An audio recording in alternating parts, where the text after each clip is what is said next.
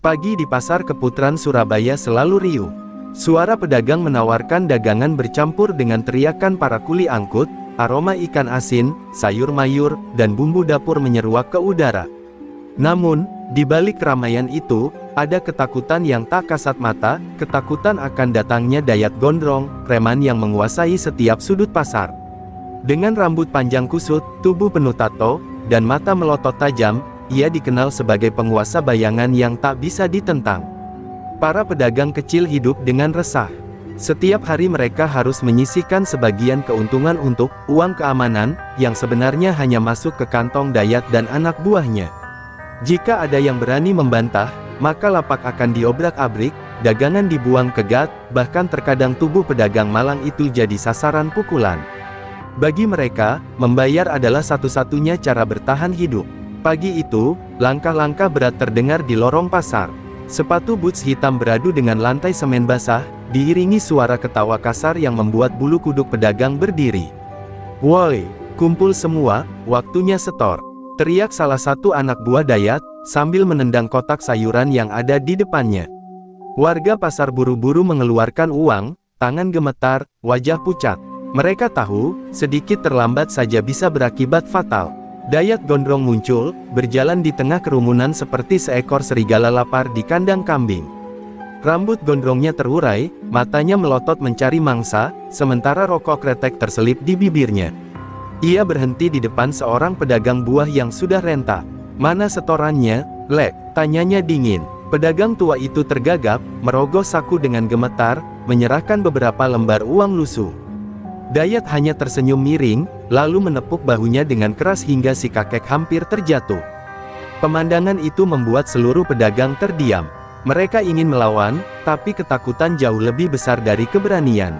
Dayat dan anak buahnya terlalu kuat, terbiasa berkelahi, dan sering didukung oleh orang dalam, yang membuat mereka kebal hukum.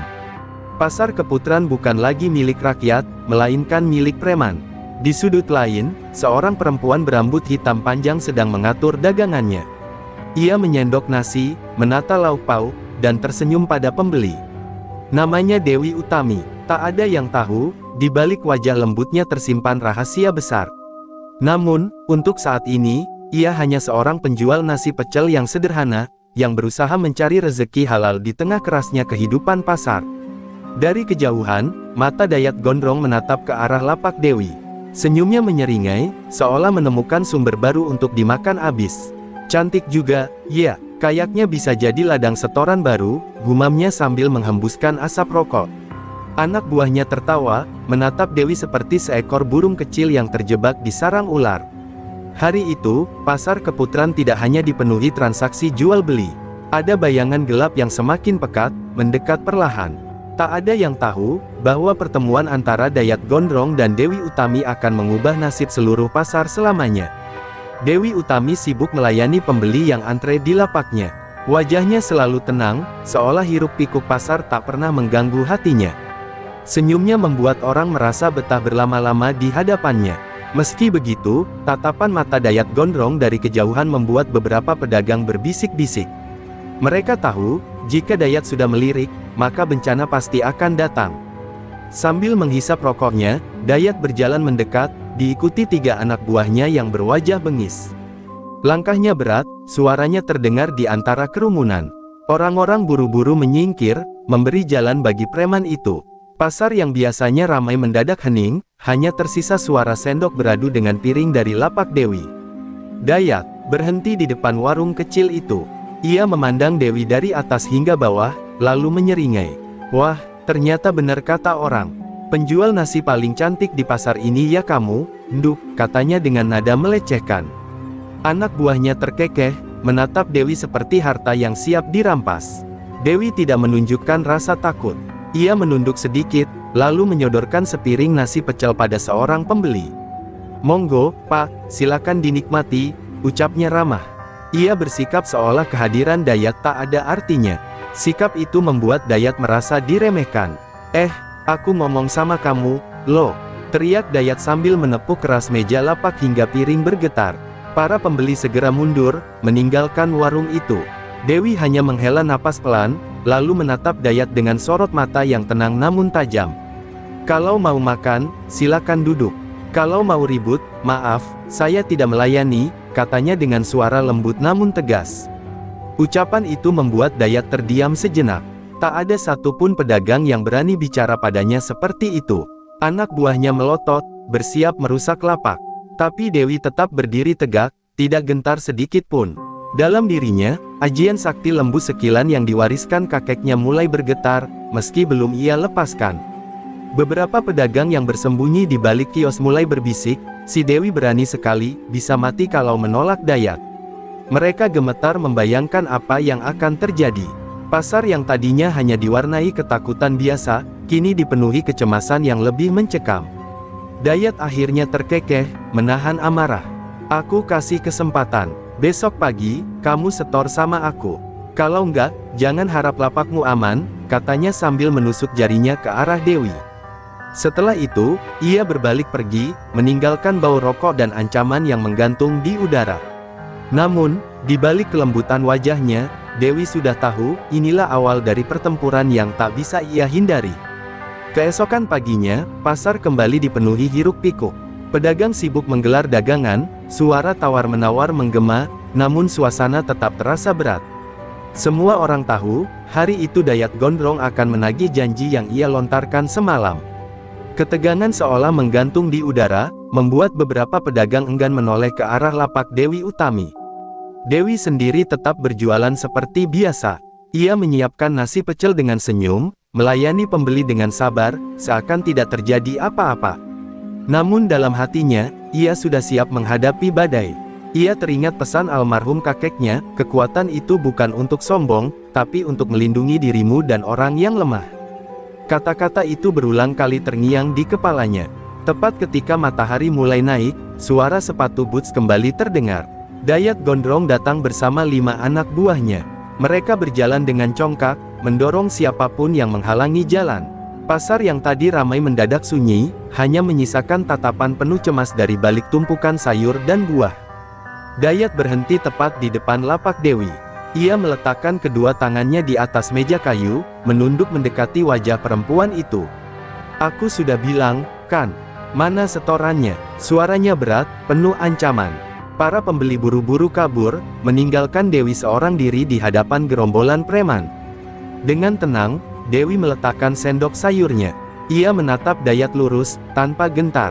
Saya tidak berjualan untuk setor pada orang yang tidak berhak. Kalau butuh makan, silakan duduk. Tapi kalau memalak, maaf, saya tidak bisa. Suaranya lembut, tapi setiap kata bagai pisau yang menusuk gengsi seorang preman. Mendengar itu, wajah Dayat memerah. Ia merasa dilecehkan di depan anak buahnya. Kurang ajar, baru kali ini ada yang berani menolak aku di pasar ini, teriaknya. Ia meraih piring di meja lalu melemparkannya ke tanah hingga pecah berantakan. Anak buahnya ikut merusak, menendang kursi, dan menjatuhkan lauk ke lantai. Pedagang lain hanya bisa menutup mulut dengan tangan, ngeri menyaksikan. Mereka ingin menolong, tapi ketakutan membuat kaki mereka terpaku. Semua tahu, melawan Dayat berarti mencari mati. Namun, di tengah kekacauan itu, Dewi tetap berdiri tegak, wajahnya tidak berubah sedikit pun. Dalam diam, ia mengatur napas. Aura ajian lembu sekilan mulai mengalir dalam tubuhnya. Ia tahu, hari ini adalah ujian pertama. Dayat Gondrong mungkin mengira dirinya hanya perempuan lemah, tapi sebentar lagi, pasar akan menyaksikan kenyataan yang tak pernah mereka bayangkan. Kekacauan di lapak nasi pecel Dewi semakin menjadi. Piring-piring pecah berserakan, lauk pauk berserakan di tanah, dan suara tawa kasar anak buah Dayat menusuk telinga. Dewi berdiri mematung, seolah pasrah. Namun di balik wajah tenangnya, ada sesuatu yang mulai bangkit dari dalam dirinya, sebuah kekuatan yang diwariskan sejak kecil. Malam sebelumnya, Dewi bermimpi bertemu almarhum kakeknya. Lelaki tua itu berdiri di tepi sawah dengan wajah teduh, memandangnya penuh kasih. Dewi, cucuku, ingatlah, darah kita adalah darah pejuang. Kau mewarisi ajian lembu sekilan, ilmu yang menjadikan tubuhmu benteng baja. Jangan gunakan untuk kesombongan, gunakanlah hanya saat terdesak. Kata-kata itu begitu jelas hingga ia terbangun dengan keringat dingin. Kini, mimpi itu seolah menjadi nyata. Dewi menutup matanya sejenak, menarik napas panjang. Ia merapal doa dalam hati, meresapi ajian sakti yang mengalir di nadinya. Tubuhnya terasa ringan, namun sekaligus kuat, seakan ada lapisan tak terlihat yang menyelimuti raganya. Hatinya tenang, tapi sorot matanya mulai menyala. Dayat Gondrong, yang tak sabar menunggu, melangkah maju. Ia mengangkat kursi kayu lalu mengayunkannya ke arah Dewi. "Rasakan ini, perempuan sombong," teriaknya. Kursi menghantam tubuh Dewi dengan keras, namun, bukannya roboh, justru kursi itu hancur berkeping-keping seperti menabrak batu karang. Dayat terbelalak, tak percaya dengan apa yang baru saja ia saksikan. "Bos, kursinya patah sendiri," teriak salah satu anak buahnya panik. Dayat tidak peduli. Dengan geram, ia mengangkat tinjunya lalu menghantam perut Dewi. Tapi alih-alih membuat Dewi terjatuh, tangannya justru terpental balik, membuat sendi-sendi jarinya nyeri luar biasa. "Arg!" Dayat berteriak kesakitan, wajahnya memerah karena menahan perih. Para pedagang yang sejak tadi hanya bersembunyi mulai melongok keluar. Mereka menyaksikan dengan mata kepala sendiri bagaimana seorang perempuan biasa mampu membuat Dayat tak berdaya. Bisik-bisik kagum dan heran mulai terdengar. "Apa yang terjadi? Kok bisa begitu? Perempuan itu, sakti." Dewi tetap berdiri tenang, tak sedikit pun menunjukkan kesombongan. Ia hanya menatap Dayat dengan tatapan penuh wibawa. "Aku sudah bilang, jangan ganggu aku. Aku hanya mencari nafkah dengan halal. Pergilah sebelum aku benar-benar marah," katanya dengan suara lembut, namun terasa bagai guntur di telinga Dayat dan anak buahnya. Hari itu, untuk pertama kalinya, pasar menyaksikan sebuah keajaiban. Ajian lembu sekilan yang diwariskan secara turun-temurun telah bangkit di tangan seorang perempuan penjual nasi. Pertempuran baru saja dimulai, dan takdir pasar Keputran sebentar lagi akan berubah selamanya. Wajah Dayat Gondrong merah padam menahan malu. Tangannya yang sakit masih bergetar, sementara suara tawa kecil para pedagang mulai terdengar dari balik kios. Meski mereka takut, rasa heran bercampur kagum membuat mulut mereka tak bisa tertutup rapat. Bagi Dayat, itu adalah penghinaan terbesar sepanjang hidupnya, ditertawakan gara-gara seorang perempuan. "Aku nggak peduli kamu siapa. Hari ini aku pastikan kamu menyesal," teriak Dayat, matanya melotot liar. Ia meraih golok besar dari pinggang anak buahnya, lalu mengayunkannya ke arah Dewi dengan penuh amarah. Suara besi berdesing, membuat orang-orang yang menonton menjerit dan menutup mata, tak sanggup melihat kemungkinan yang akan terjadi. Namun saat bila golok itu mengenai tubuh Dewi, suara yang terdengar bukanlah daging terbelah, melainkan dentuman keras seperti besi bertemu baja. Golok itu patah seketika, terbelah dua, serpihannya terpental ke tanah. Dayat terpaku, matanya membelalak, mulutnya terbuka tanpa suara. Ia merasa seolah berhadapan dengan makhluk gaib. "Bos, ini nggak masuk akal. Perempuan itu kebal," teriak salah satu anak buahnya ketakutan. Beberapa orang langsung berlari meninggalkan pasar, takut terjadi hal yang lebih mengerikan. Namun ada juga yang diam, bersembunyi sambil terus mengintip, karena rasa penasaran mengalahkan rasa takut. Dayat menolak kalah. Ia meraih botol kaca dari meja pedagang lain, memecahkannya, lalu mencoba menusuk Dewi. Tapi lagi-lagi, kaca itu hancur berkeping-keping begitu menyentuh tubuhnya. Sakit yang ia rasakan di tangannya membuatnya meraung kesal, semakin mempermalukan dirinya di depan anak buah dan warga pasar. Dewi masih berdiri tenang, matanya tak pernah lepas dari Dayat. Dengan suara datar namun tegas, ia berkata, "Sudahlah, Dayat. Aku tidak ingin melukaimu. Berhentilah merusak hidup orang lain. Apa kau tidak malu menindas pedagang kecil hanya untuk kepuasanmu sendiri?" Kalimat itu seperti cambuk, menusuk harga diri seorang preman yang selama ini hidup dari ketakutan orang lain. Tapi gengsi membuat Dayat justru semakin membara. Ia menjerit, melompat hendak menendang Dewi dengan sekuat tenaga. Namun, tubuhnya terpental sendiri seakan menendang dinding baja. Ia terhempas ke tanah, berguling hingga menabrak tumpukan karung beras. Suara tawa kecil semakin terdengar, kali ini tanpa bisa ditahan oleh sebagian pedagang yang menyaksikan. Pasar Keputran yang biasanya dikuasai teror kini menjadi panggung pertarungan yang tak seimbang. Untuk pertama kalinya, Dayat Gondrong yang ditakuti semua orang dipermalukan habis-habisan. Namun bagi Dewi, ini baru awal. Ia tahu, setelah ini Dayat tidak akan tinggal diam. Amarah seorang preman yang terluka egonya bisa lebih berbahaya daripada senjata apapun. Dayat Gondrong bangkit dengan wajah penuh amarah. Tubuhnya bergetar, bukan hanya karena sakit, tapi karena gengsinya diinjak-injak di depan banyak orang. Anak buahnya yang masih tersisa berusaha menyemangati dengan teriakan kasar, meski dalam hati mereka sendiri sudah goyah melihat betapa mustahilnya mengalahkan seorang perempuan seperti Dewi. Melihat itu, Dewi menarik napas panjang. Ia tahu, jika dibiarkan, Dayat akan terus membuat kerusakan. Maka, untuk pertama kalinya sejak ia menerima warisan leluhur, Dewi memutuskan untuk tidak hanya bertahan, tapi juga melawan. Matanya berubah tajam, auranya memancar kuat, membuat udara sekitar seolah bergetar. Anak buah Dayat menyerbu bersamaan. Ada yang membawa kayu, ada yang nekat dengan pisau kecil.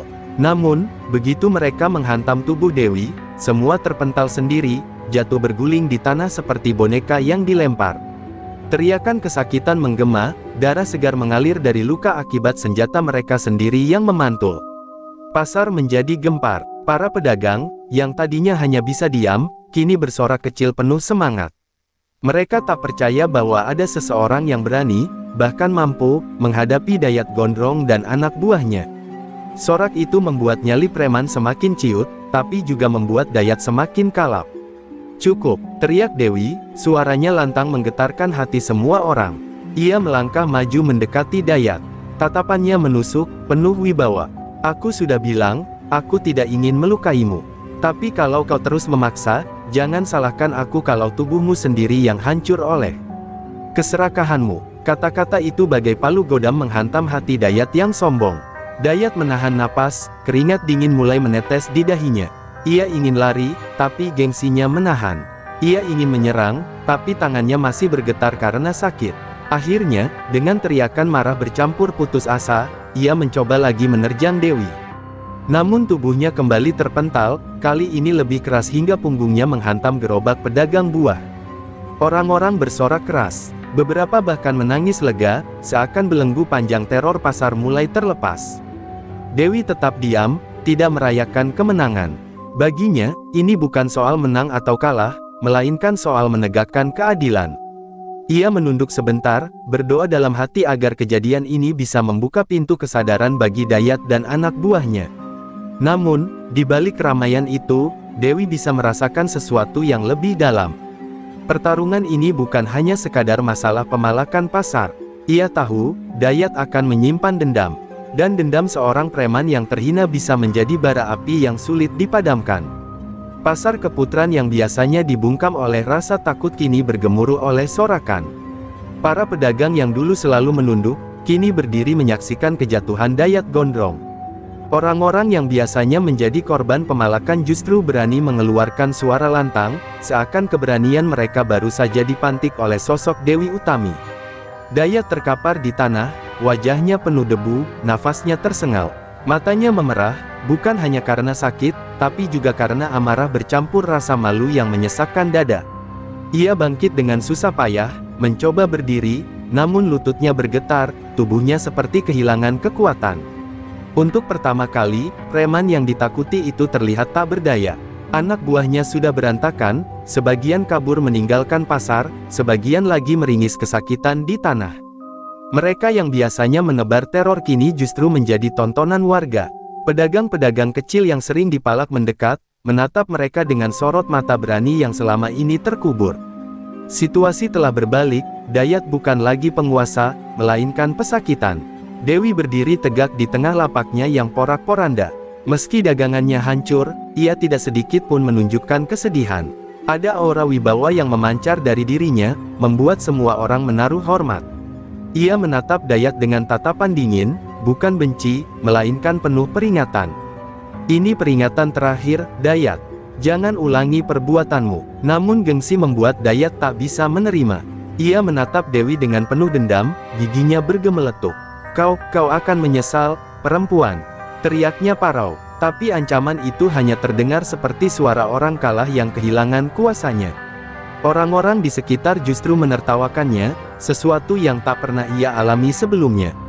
Pedagang tua yang dulu dipalak berani bersuara, "Dayat, cukup sudah. Pasar ini bukan milikmu. Kami sudah terlalu lama diam. Kalau bukan karena Mbak Dewi, mungkin sampai mati pun kami tak akan berani melawan." Suara itu membuat Dayat semakin terpukul, karena ia sadar wibawanya di mata pasar sudah runtuh. Suasana yang dulu mencekam kini berbalik penuh harapan. Warga pasar menyalami Dewi, mengucapkan terima kasih dengan mata berkaca-kaca. Beberapa bahkan berani menepuk bahunya, seolah ia adalah pahlawan yang selama ini mereka nantikan. Namun Dewi hanya tersenyum samar, menunduk rendah. "Aku hanya melakukan apa yang seharusnya kulakukan," katanya lembut. Hari itu, teror yang selama ini menghantui pasar seketika sirna. Namun di hati Dewi, ia tahu ini bukanlah akhir. Sorot mata Dayat Gondrong yang penuh dendam adalah tanda bahwa badai yang lebih besar sedang menunggu di depan. Malam itu, setelah keramaian pasar mereda, Dewi duduk sendirian di warungnya yang sudah sepi.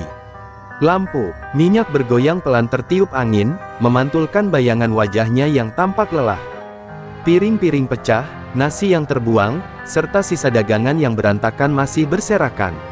Namun lebih dari itu, hatinya dipenuhi dengan satu hal, bagaimana ia bisa menjaga rahasia warisan leluhurnya agar tidak menimbulkan fitnah.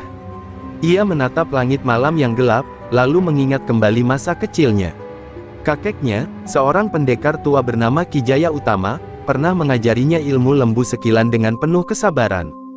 Dewi kecil sering menangis kelelahan saat latihan, namun sang kakek selalu menegaskan, kekuatan ini bukan untuk kebanggaan, melainkan untuk melindungi orang yang tertindas. "Jangan pernah salah jalan, Dewi." Pesan itu kini terasa semakin nyata. Di tengah lamunannya, seorang pedagang tua yang pernah dipalak mendekat, membawa termos kopi. "Mbak Dewi, terima kasih. Kalau tidak ada sampeyan, mungkin kami semua sudah hancur dimakan Dayat." "Tapi, apa sampeyan bukan orang biasa?" Pertanyaan itu dilontarkan dengan ragu, namun matanya penuh penasaran. Dewi tersenyum tipis. Ia menatap lelaki tua itu dengan tenang. "Aku ini sama saja dengan kalian. Bedanya, aku hanya diberi sedikit warisan dari leluhur. Jangan dipikir aku sakti atau ingin diagung-agungkan. Aku hanya ingin hidup damai, mencari rezeki halal seperti kalian." Ucapannya sederhana, tapi membuat lelaki tua itu menitikkan air mata haru. Namun kabar tentang kesaktian Dewi sudah terlanjur menyebar ke seluruh pasar, bahkan ke kampung-kampung sekitar. Esok harinya, banyak orang datang hanya untuk melihat sosok perempuan yang membuat Dayat Gondrong tak berkutik. Ada yang memandang kagum, ada pula yang memandang dengan curiga. Bagi Dewi, semua itu adalah ujian baru yang lebih berat daripada menghadapi pukulan atau golok. Di sisi lain, Dayat Gondrong tidak tinggal diam. Malam itu juga ia mengurung diri di markasnya, tubuhnya penuh luka, tapi hatinya lebih perih lagi. Ia memukul dinding, memecahkan botol, dan berteriak penuh dendam. "Dewi, aku bersumpah, kau akan hancur di tanganku. Aku akan cari cara untuk mengalahkanmu, meski harus dengan bantuan dukun sekalipun." Sementara itu, Dewi berlutut di depan sebuah foto kakeknya yang tergantung di dinding kecil warungnya. Ia berdoa dengan lirih, memohon agar diberi kekuatan menjaga rahasia dan tetap berada di jalan yang benar. Air matanya jatuh, bukan karena takut menghadapi Dayat, tapi karena ia sadar setiap langkahnya kini bukan lagi hanya tentang dirinya, melainkan tentang orang banyak yang mulai menggantungkan harapan padanya. Malam itu, pasar Keputran tidur dalam rasa aman yang baru pertama kali mereka rasakan. Tapi di balik keheningan itu, dua kekuatan sedang beradu, satu adalah tekad seorang perempuan sederhana dengan warisan suci, dan satunya lagi adalah dendam membara seorang preman yang kehilangan kuasanya. Dayat Gondrong terbaring di ranjang reyot di markasnya. Tubuhnya penuh lebam, namun yang lebih parah adalah luka di dalam hatinya. Malam demi malam ia tak bisa tidur, terbayang wajah Dewi Utami yang berdiri tegak tanpa takut. Setiap kali ia memejamkan mata, terngiang suara Dewi yang berkata dengan penuh wibawa, "Berhentilah merusak hidup orang lain." Kata-kata itu menusuk lebih dalam daripada pukulan apapun. Anak buahnya satu persatu pergi meninggalkannya. Ada yang takut, ada yang malu, ada pula yang memilih pulang kampung karena merasa masa kejayaan Dayat sudah berakhir. Markas yang dulu selalu ramai dengan tawa kasar dan suara musik dangdut keras kini menjadi sepi. Dayat benar-benar sendirian, ditemani bau obat gosok dan sisa rokok yang menumpuk di asbak. Di tengah kesepiannya, datang seorang lelaki tua dengan jubah putih kusam. Dialah Kiai Hasan, tokoh agama yang disegani di kampung sekitar. Tanpa rasa takut, ia masuk ke markas Dayat, menatap lurus ke arahnya. Dayat, aku sudah lama mendengar kabar tentangmu. Kau sudah terlalu lama menanam dosa. Apa kau tidak lelah hidup seperti ini? Ucapnya tenang. Dayat hanya tertawa hambar, suaranya parau. Aku ini siapa, Kiai? Aku hanya preman. Hidupku dari memalak dan merampas. Itu satu-satunya hal yang bisa kulakukan. Kalau aku berhenti, aku ini bukan siapa-siapa. Ucapannya lirih, penuh getir, seolah seluruh harga dirinya hilang bersama kekalahannya. Kiai Hasan duduk di hadapannya. Justru karena itu kau harus berhenti. Kau masih punya pilihan, Dayat. Allah membuka pintu taubat selebar-lebarnya. Kau bisa memilih jadi penjaga, bukan penindas. Kau bisa melindungi mereka yang dulu kau sakiti. Kau bisa menebus dosamu sebelum terlambat. Kata-kata itu menembus hati Dayat seperti air yang menyejukkan bara. Air mata yang selama ini tak pernah ia izinkan jatuh, akhirnya mengalir di pipinya. Dayat menunduk, bahunya bergetar. Ia bukan lagi preman bengis, melainkan seorang lelaki yang patah dan tersadar betapa hampa hidupnya selama ini. Kiai, apa masih ada yang mau percaya sama aku? Tanyanya dengan suara serak. Kiai Hasan menepuk bahunya lembut. Kalau kau sungguh-sungguh, akan selalu ada jalan. Mulailah dari hal kecil, hentikan pemalakan, minta maaf pada orang yang kau sakiti, dan gunakan tenagamu untuk menjaga pasar dari kejahatan. Percayalah, orang lebih mudah memaafkan daripada yang kau bayangkan. Malam itu, Dayat Gondrong menatap langit-langit markasnya yang kusam dengan perasaan baru. Untuk pertama kalinya, ia merasakan keinginan untuk berubah. Dendam yang semula membara perlahan padam, digantikan tekad untuk menebus dosa. Pertemuan dengan Dewi Utami bukanlah akhir hidupnya, melainkan awal dari perjalanan baru. Pagi itu, suasana pasar Keputaran terasa berbeda. Matahari menyinari kios-kios yang ramai, namun kali ini wajah para pedagang tampak lebih cerah dari biasanya. Tidak ada lagi rasa cemas menunggu kedatangan Dayat Gondrong dan gerombolannya. Sebaliknya, mereka bisa berjualan dengan tenang, suara tawa anak-anak kecil berlari di lorong pasar kembali terdengar. Di tengah keramaian, Dewi Utami kembali membuka warung nasi pecelnya. Meski warung itu pernah hancur karena amukan Dayat, kini sudah berdiri lagi berkat gotong royong para pedagang yang bersyukur padanya. Dewi melayani pembeli dengan senyum lembut, seakan semua peristiwa lalu hanyalah badai yang telah berlalu. Namun sebuah kejutan terjadi. Dari kejauhan, sosok Dayat Gondrong muncul. Para pedagang sontak terdiam, sebagian refleks mundur, bayangan lama tentang teror masih melekat di kepala mereka. Tapi kali ini, Dayat tidak datang dengan langkah congkak atau tatapan angkuh. Rambutnya yang gondrong diikat rapi, wajahnya tampak lebih tenang, dan di tangannya ia membawa sebuah karung berisi beras. Dayat berhenti di depan lapak Dewi. Semua orang menahan napas. Dewi, ucapnya pelan, berbeda jauh dengan suara lantang yang biasa ia gunakan. Aku datang bukan untuk memalak. Aku ingin minta maaf. Semua kesalahan, semua kejahatan, aku yang tanggung. Mulai hari ini, aku bersumpah tidak akan menyakiti siapapun lagi. Suaranya bergetar, matanya berkaca-kaca. Dewi menatapnya dalam diam, mencoba membaca ketulusan itu. Ia lalu mengangguk pelan. Kalau kau sungguh-sungguh, Dayat, jangan minta maaf padaku saja. Mintalah maaf pada orang-orang pasar ini, pada mereka yang sudah lama kau tindas. Dewi melangkah mundur, memberi ruang pada Dayat untuk bicara. Dengan berat hati, Dayat berlutut di tengah pasar. Semua orang terkejut melihat preman yang dulu begitu ditakuti kini menundukkan kepala. Bu, Pak, semuanya. Aku salah. Aku minta maaf sudah bikin kalian susah. Mulai sekarang, aku janji akan jaga pasar ini, bukan merusaknya. Tangisnya pecah, dan keheningan berubah menjadi haru. Para pedagang menatap satu sama lain. Perlahan, seorang pedagang tua yang dulu sering dipalak maju, menepuk bahu Dayat. Kalau kau sungguh berubah, kami akan terima. Yang penting, jangan ulangi lagi. Kata-kata itu disambut anggukan setuju dari yang lain. Pasar Keputaran akhirnya menemukan kedamaian yang selama ini dirindukan. Hari itu, teror yang dulu menindas berubah menjadi pelindung baru.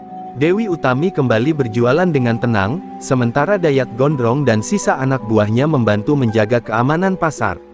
Rahasia ajian lembu sekilan tetap tersimpan dalam hati Dewi, menjadi saksi bisu bahwa kekuatan sejati bukanlah menindas, melainkan melindungi. Pasar Keputran pun memasuki babak baru, babak di mana keberanian seorang perempuan sederhana mengubah nasib semua orang.